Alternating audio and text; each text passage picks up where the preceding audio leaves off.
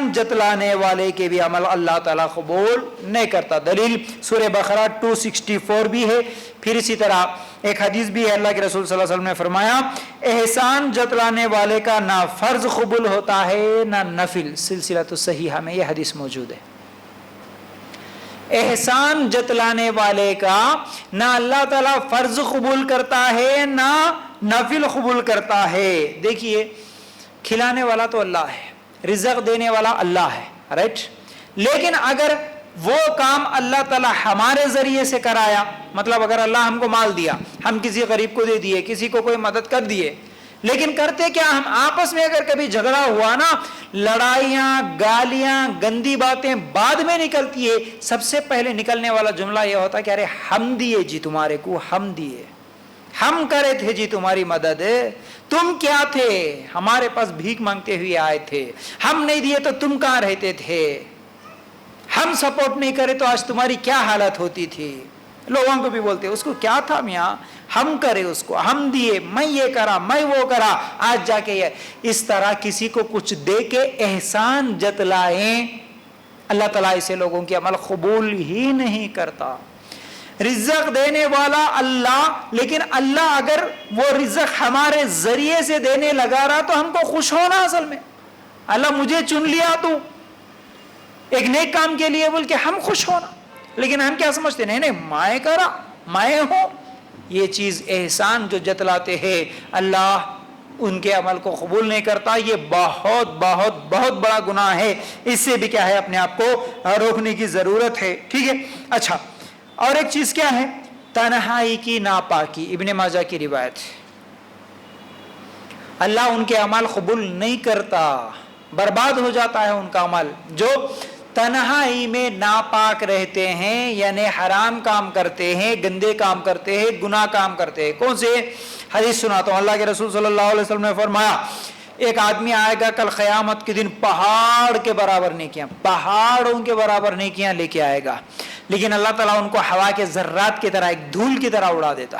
صحابہ نے پوچھا اللہ کے رسول صلی اللہ علیہ وسلم پہاڑوں کے برابر نیکیاں لے کے آیا لیکن اللہ اس کو کیوں قبول نہیں کرے گا, وہ کون لوگ ہوں گے؟ تو اللہ کے رسول صلی اللہ علیہ وسلم نے فرمایا وہ تم میں سے ہوں گے, تمہارے بھائی ہوں گے. مطلب یہ کوئی کافر نہیں ہوں گے, مشرک نہیں ہوں گے, وہ تو مسلمان ہوں گے, تم میں سے ہوں گے, اور بلکہ وہ تہجد گزار بھی ہوں گے. وہ لوگ تہجد کی نماز پڑھنے والے ہوں گے, تمہارے جیسا ایک نماز چھوڑ کے ایک نماز پڑھنے والے نہیں ہوں گے. ہاں, موڈ رہا تو پڑھا, ٹائم ملے تو پڑھا بولنے والے نہیں ہوں گے, جمعہ کی پڑھنے والے نہیں ہوں گے, 5 ٹائم کی نماز بھی پڑھیں گے, اس کے ساتھ ساتھ تہجد بھی پڑھیں گے. نیکیوں کے انبار پہاڑوں کے برابر لے کے آئے وہ نیکیاں, لیکن اللہ تعالیٰ ان کے نیکیوں کو دھول کی طرح اڑا دے گا. کیوں؟ صحابہ نے پوچھا اللہ کے رسول صلی اللہ علیہ وسلم ایسا کیوں؟ تو اللہ کے رسول صلی اللہ علیہ وسلم نے فرمایا یہ وہ لوگ ہوں گے جو تنہائی میں اللہ کے حرمتوں کا پامال کر دیتے ہیں.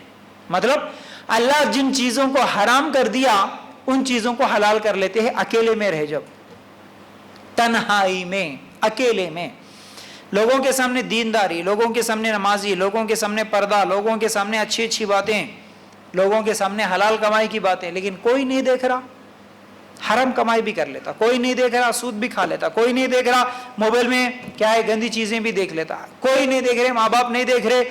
بہت ساری ایسی چیزیں, پارکوں میں چلے جاتے, گھومنے چلے جاتے, زنا کر لیتے, بدکاری کر لیتے, افیئرز کرتے, کچھ بھی, شراب پی لیتے. جو کچھ بھی ہوگا اکیلے میں کریں گے گناہ, لوگوں کے سامنے اچھے دکھیں گے.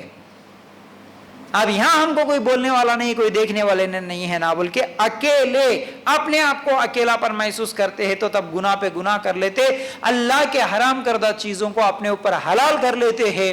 تو ایسے لوگوں کے اللہ تعالیٰ کل قیامت کے دن ذرات بنا کر ہوا کے دھول کی طرح اڑا دیتا. ان کے عمل ان کو کچھ بھی فائدہ نہیں دیں گے. تو یاد رکھو خاص طور سے اس بات کو, بڑی اہم چیز ہے یہ. لوگوں کے دکھاوے کی دینداری نہیں چاہیے اللہ کو, لوگوں کو دکھانے کے لیے اعمال نہیں چاہیے.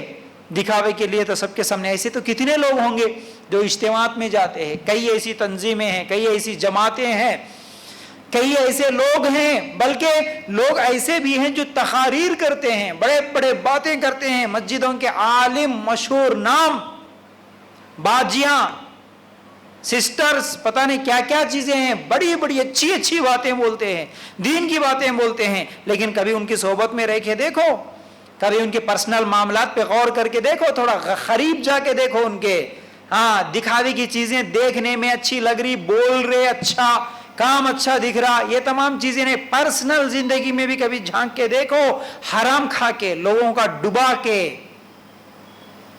سودی کاروبار کر کے، لوگوں کے زمینیں قبضہ کر کے، لوگوں کا مال چرا کے، ایسے کتنے لوگ ہیں جو دین کا کام کرتے ہیں، اللہ قبول نہیں کرتا، اللہ قبول نہیں کرتا، دکھاوے کہ تم کتنے بھی اچھے عمل کرو۔